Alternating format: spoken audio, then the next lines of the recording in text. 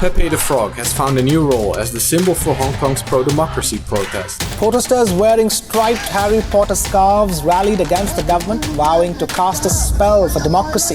This morning we're learning more about the surprising Hollywood origin of a gesture used by demonstrators.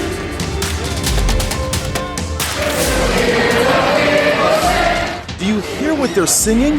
It's Do You Hear the People Sing from Les Mis, the famous musical. Now the citizens of Hong Kong are using it as a rousing anthem. These aren't just pop culture references. They're prominent symbols of youth-led pro-democracy protests across Hong Kong, Thailand, Burma, and among Uyghur and Tibetan diasporas. In these countries and across Asia, authoritarian control is deepening its roots. But young people continue to stand up to them. The situation is extremely terrible condition right now. A lot of young people, they just want for democracy, they just want their freedom, they just want to see the continued positive progress in the country. I want this positive progress, which is why, I decided to risk everything and start a fight. I just wanted to see a better future for the next generations of Thais. I did not want them to grow up and see the same things I did. I did not want them to grow up to see people get thrown in jail for criticizing the government. So, here is what these young activists and others are up against. In Thailand, military rule officially ended in 2023, but its power lives on through a military-drafted constitution, blocking all political opposition. Over in Burma, the Burmese military junta, led by Min Aung Hlaing, staged a coup and overthrew the civilian-led government in 2021.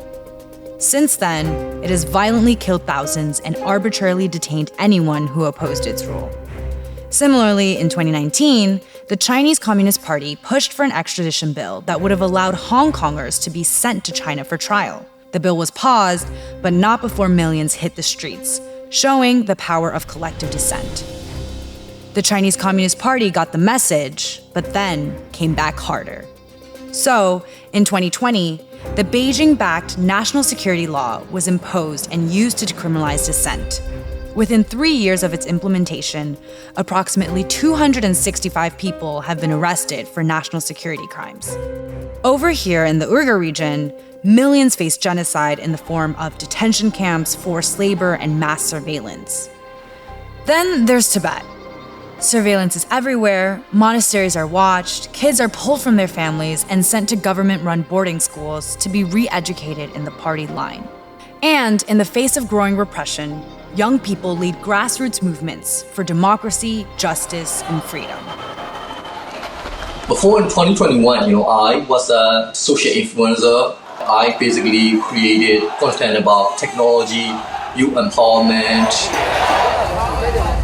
I have a social capital and I have a driven energy. Yeah, I use my social capital and energy to make a movement because I do not want to see they bring our country back to the dark age.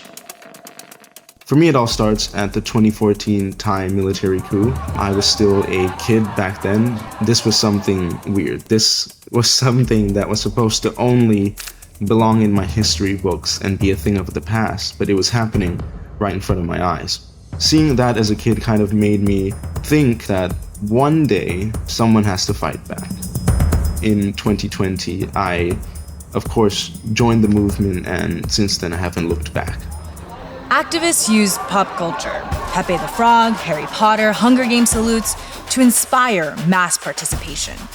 And mass participation they got. By incorporating pop culture symbolism or references, it was kind of like giving the middle finger back at exceedingly formal and authoritarian, totalitarian view of the Thai state.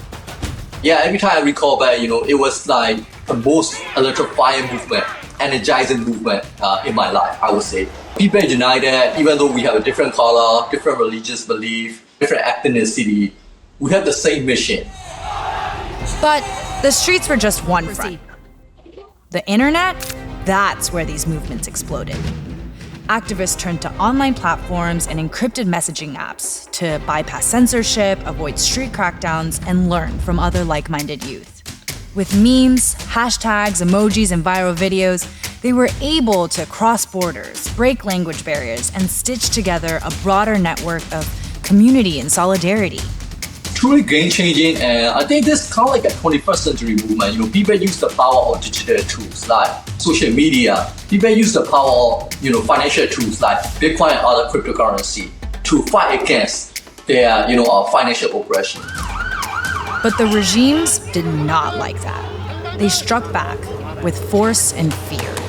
The Thai state employed excessive force, rubber bullets, water cannons, tear gas. We saw the use of laws to silence activists. My friends here in Thailand have had to lose time away from their family, time away from their loved ones, from being incarcerated in jail.